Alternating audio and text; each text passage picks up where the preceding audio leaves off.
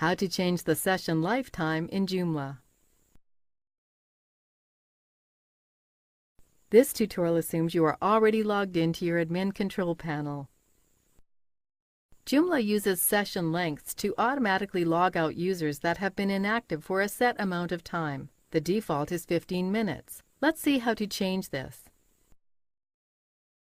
Click Site.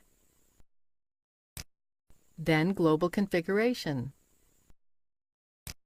Go to the System settings. Scroll down and right. Change the number of minutes next to Session Lifetime. Scroll up.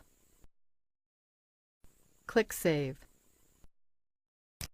The session will now last an hour and a half before expiring. That's it! You now know how to change the session lifetime in Joomla.